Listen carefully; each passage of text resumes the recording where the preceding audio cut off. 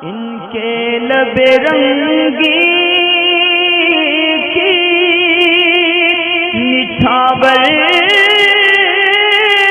थी कि जिसने।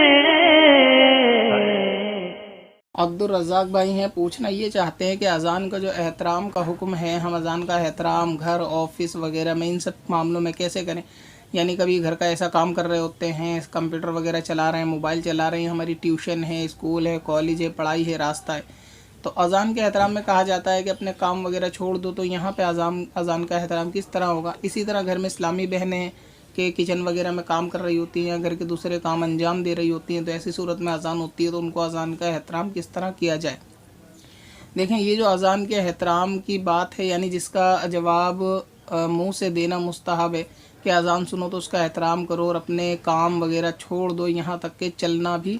और कुरान पाक को अगर पढ़ रहे हैं तो अज़ान की आवाज़ जब आए तो कुरान पाक को पढ़ना भी बंद कर देना चाहिए। तो इससे मुराद ये है कि आदमी इस पे यानी आमिल जब होगा, इसका अमल करने वाला जब होगा कि जब वो अपने जान माल या दूसरे की जान माल के नुकसान का ज़रिया नहीं बनेगा।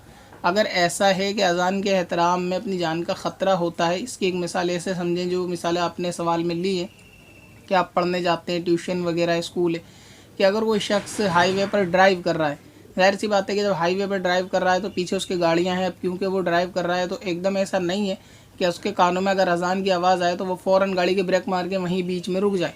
ऐसा करने से ज़ाहिर सी बात है कि उसकी जान को, पीछे से आने वाली सवारियाँ हैं उनकी जान को भी ख़तरा हो सकता है। तो इसकी तो हरगिज़ इजाज़त नहीं होती। ना अज़ान के एहतराम का ये मतलब होता, रुकने से मतलब ये होता है कि आप ऐसी जगह पे हो जहाँ आपके लिए रुकना आसान हो, तो वहाँ अगर चल भी रहे हो तो रुक जाओ। जैसे आप घर में चहलकदमी करते हैं या घर में टहल रहे हैं, तो ऐसी सूरत में वहाँ पे रुक जाएं।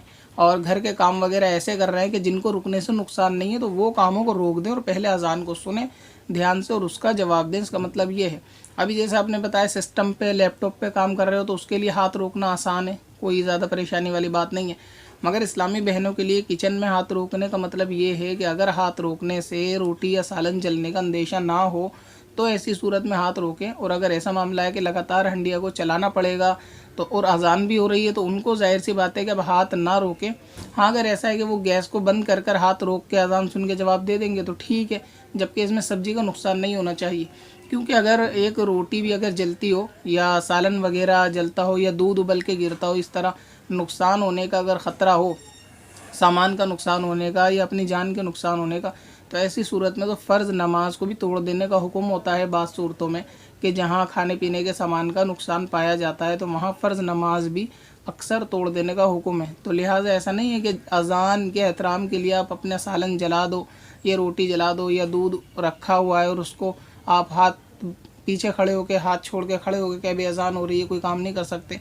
तो इसका मतलब ये नहीं है। एहतराम मतलब वो है जहाँ आपके लिए एहतराम करना आसान हो कि आप अपने काम को छोड़ दें, चलने फिरने को बंद कर दें और एहतराम के साथ अज़ान सुनो और उसका जवाब दें। और ऐसा मामला है कि आप रोड पर हो, हाईवे पर हो, ट्रैफिक में हो, तो वहाँ आप रोक के गाड़ी खड़े हो जाएं, इसका मतलब ये नहीं है। या फिर आपके दूर खड़े होने से सामान का जल जाने का अंदेशा है, किसी की जान का, अपनी जान का ख़तरा, तो वहाँ नहीं।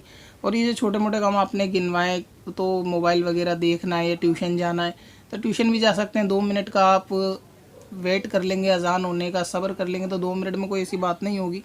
और बाकी मैंने वजाहत कर दी कि वहाँ रुकने से क्या। इसी तरह कुरान पाक भी अगर पढ़ रहे हैं तो कुरान पाक भी जब अज़ान हो तो रोक देना चाहिए। बाज़ लोगों की आदत होती है कि वो अज़ान के वक्त भी अपने उस काम में मशगूल होते हैं, यहाँ तक कि बातों में मशगूल होते हैं। तो जो शख्स अज़ान के वक्त बातों में मशगूल रहता है तो उसका ख़ात्मा बुरे पर होने का खौफ है। लिहाजा इस चीज़ से परहेज़ करना चाहिए कि ख़ास अज़ान हो तो उस वक्त बातें तो कम से कम बंद कर देना चाहिए, कि जो लोग अज़ानों के वक्त बातें करते हैं उनका बुरे पर ख़ात्मा होने का ये खौफ रहे। पत्थर में हसन लाले पुरनवार